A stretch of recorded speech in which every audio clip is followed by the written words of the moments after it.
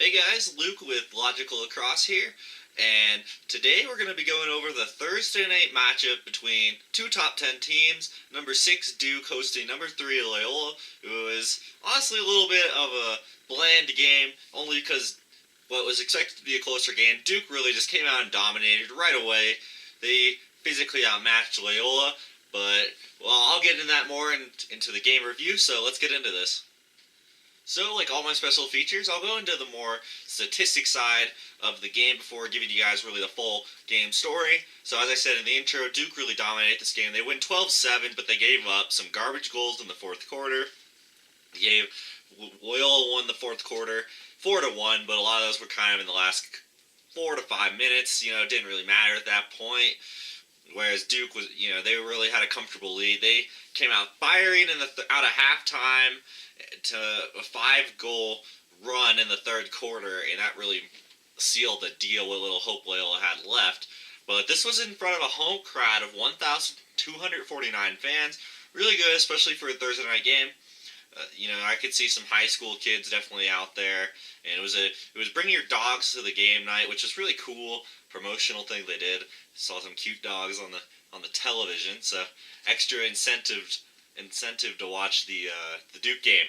But yeah, Duke dominated shots. Loyola only had 22 compared to Duke's 43. 15 saves for Loyola, whereas Duke only had to make 10 saves.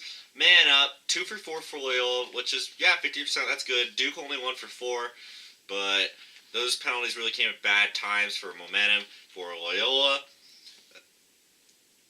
Face-offs, 13-9, Loyola wins. That was really the one thing they were better at, Duke, especially early on in the game. Duke kind of caught up later on in the game. Clears, really sloppy for Loyola, 10-16, and their bad clearing really cost them some goals early that helped dig them in this hole. So they definitely played better in the fourth quarter and made it kind of respectable. But Duke was 18-19 on clears, and clears are such an important part of the game where you cannot afford to be this bad on clears when you're playing a John Danowski coached team. I mean, Duke is so well coached. You can see it in everything they do, and they are going to eat you alive when you are poor on your clear percentage, which is really what happened in this game. Turnovers, 15 for Loyola, 13 for Duke. A little deceiving on the turnovers for Loyola, as I'll kind of get into for the game story. But 15 turnovers, yes, but they had a lot of one-shot possessions, and what I mean by that is they get the ball right away, they take it down, shoot it right away, bad shot, easy into the goalie's net, and, basically a turnover is Duke would just clear it right away, and then they'd be on transition shot. It was kind of felt like a turnover. I mean, technically it does not go down in the statistics as a turnover, but, yeah, it feels like they lost the ball more than that. But only 15 counted turnovers, as they have 15, Duke, again, has 13. But Duke did cause 6 of these turnovers. They had a really awesome wrap check. I think Brad Smith did it on, I think it was Scanlon. It might have been Scanlon. We'll say it was him. Sorry if it was not. I'm just putting the heat on him. But, yeah, the Duke really did a good job forcing turnovers. JT Giles-Harris was everywhere. I mean, Duke's D was so good this game. They really deserve a lot of credit. But players of the game, we'll start with Loyola since they lost. And I got Chase Scanlon. He was really the only good offensive threat for Loyola. Pat Spencer was pretty non-existent in this game just because Duke had a great game plan for him. Chase Scanlon had 3 goals, 2 assists. And I got Jacob Stover, the goaltender, with 15 saves. He had some really great saves to keep this game from getting even more out of hand, especially in the third quarter and late second. Duke player of the games, I got Naki Montgomery, the sophomore. He had a career-high 4 goals. He scored the first 2 goals of the game. He was awesome in this game. Really got a great dodge down the alley for his first goal, and then he got a there was a turnover from Loyola on the clear. They overpassed the man, and it went out of bounds. And, Montgomery took it down, just shot in transition, scored. I mean, he was lights out. I think he had 7 shots, so 4 of those went in, which is a really good percentage. And I also got Cade Van Raphorst, and his number 7 is a deep hole, and the stats don't pop out at you, but he had to cover Pat Spencer the whole night, and Spencer only had a goal and an assist. I mean, he was everywhere on Spencer. Spencer could not get away from this guy. So, Van Raphorst really deserves credit. He was probably the best player of the game for both teams combined. I mean, he was just everywhere. Great defensive positioning. Didn't really make any mistakes. I mean, yeah, the guy was a monster there on the field, and really is a main reason why Loyola's offense couldn't get going. But that, like I said, that's the statistics for the game. So now we'll go more into the game story. So right away, Montgomery scores. He gets inside on the right alley for the goal. And then it was pretty obvious Duke had a size, a physical advantage. Their players were a lot taller, and they looked bigger than the Loyola players, which is just really good job by the strength and conditioning staff at Duke. I mean, they got top notch. Not saying Loyola's doesn't, but Duke's players clearly looked more like they were physically superior than Loyola, especially in this game. And then Loyola had an open man on the crease early in the game, and this could have maybe swung the game, and he misses the pass, which in hindsight was really bad. This is probably the one time Duke's interior D left a guy open. But misses the pass, a turnover. Then Loyola forces a turnover on Duke. They clear, overpass the man, and then Montgomery gets it, takes it down, scores from the top side, 2-0. Then Pat Spencer gets a nice goal on the left alley early, make it 2-1. He had a roll dodge. It was a really good play. And I think he got the short stick D-mini switched onto him. But then Duke just had really good interior D. Loyola does tie. They had a nice slip pass down the left alley again. I think it was Scanlon that scored this one. Yeah, so it was a close game early, but then what really stood out, this was Duke's game plan, was they did not slide fast. A lot of teams, in the highlights, a lot of teams like to slide quickly to Spencer to not let him score. But what Duke did was they slid slow to him so he couldn't take advantage of all the assists. Because I think Spencer, as good of a scorer he is, he's really better at assists. He's really an assist kind of like an Evgeny Malkin of the Penguins. He's really the assist man and sets it up for everyone.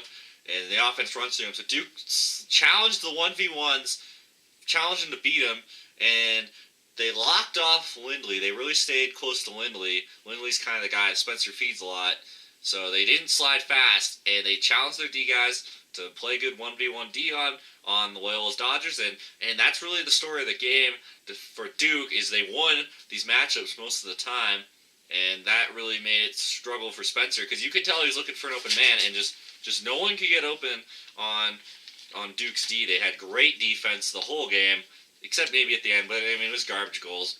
But that was really the big game plan for Duke, and then Montgomery scores again after makes it 3-2. First quarter ends, and then Duke goaltenders still playing well. They play well, and Duke gets a man up. Guy open on the GLE left side. He scores. I think it was Manown. Then Duke gets a one-timer goal to make it 5-2 in transition. And then Loyola continues this. They kind of digs themselves in the hole more. Like I mentioned in the statistics, their clears were sloppy. Duke D, no one open on the interior. Lindley locked off. Spencer couldn't find an open man. All this stuff just keeps kind of happening throughout the second quarter. And then Duke got the ball so much. It felt like they had it the whole second quarter. I mean, every shot they did that didn't go in, that would hit the post or the goalie, they'd get all those ground balls. I mean, I think they had the ball for like the last 7 minutes of the second quarter, and Loyola's D played pretty well. I mean, they were admirable. And, they just got gassed, though. I mean, this is just killer for them. And, yeah, they killed a man up. And then Loyola does, after finally getting the ball back late in the second quarter, Spencer passes it. Ball's tipped by Raphorst, I believe it was him. And it hits the ground. And it was just a great play by Scanlon. So the ball tipped, hits the ground. Scanlon just picks it up and scores. I mean, can't really blame the defense. It was just a good play by Scanlon. I mean, when you tip the pass and it just kind of bounces right to the guy, I mean, that just kind of happens sometimes. That's the way the ball bounces at times, but it was 5-3, and then Brad Smith takes it on a shot clock buzzer beater. Loyola had played such good defense, and then Brad Smith takes it top left, I believe, and just brings a rocket down to make it 6-3 going into half, and you could feel some momentum going out of Loyola, kind of like the air went out of the sails, or the wind went out of the sails. But then third quarter comes, and Duke really turns up the heat. They made the better adjustments. Their players were definitely a lot better in this game overall. I mean, it showed right away. But then Loyola gets the ball, turns it over right away in transition. Brad Smith takes it right away, just right in transition, lays another hammer down the top left, scores 7-3. And then Montgomery scores from up top to make it 8-3. And like I said a little earlier, Loyola kept just having. I mean, their defense was left out to dry. The offense for Loyola would get the ball. They take one bad shot, go straight into the goalie. Goalie would pick it up, and Duke would get the ball right away. So when Duke was getting these 3-minute possessions on offense, Loyola was really getting these like 20-second shot possessions on offense, and that adds up, especially when you're losing already. But then Duke, this was kind of bad luck on Stover. He played well in net for the Greyhounds, but he got a shot, bounces off of him. Then Joey Manown comes around from X. As the ball bounces behind him, Joey Manown picks it up from X, beats his man, and scores. I mean, Stover really couldn't do anything there. Great. I mean, Duke was just so good in this game, but it's 9-3. You can tell the game was over. There was no one getting open in the interior for Loyola. I mean, the guys were trying to get open, but Duke's D was just still so good. I think Harris was on Lindley most of this game, and Lindley really couldn't get away from him. I think he took one shot all game. That's what was said at the end of the game. But then Duke scores. This was it for sure. A little hope. Duke took it down the left alley. Then a man runs across Stover's line of vision, kind of sets a screen, and right when he crosses where Stover can see the man with the ball, Duke guy shoots it, scores. Bottom left. And, 10-3. Really good play, but, I mean, nothing was going right for Loyola. And then Duke gets a nice little skip pass on GLE. It was kind of a crazy play. So he passed it from up top. It was meant for Brad Smith, but the pass was kind of behind him or tipped a bit off his stick. So then it went to the guy behind Brad Smith, who was also open, and then he scored. It was really cool, pretty cool play. Kind of like a fake out, but it was definitely not meant to be like that. But it works. I mean, everything was going Duke's way in this game. So 11-3 at the end of the third. And then for the fourth quarter, Loyola does get a goal. Then they get a man up. They fail. Scanlon scores on the GLE, 11-5. Then Loyola scores again. Then they get a man up and score from up top. So then it's 11-7, and I was like, it's a little exciting.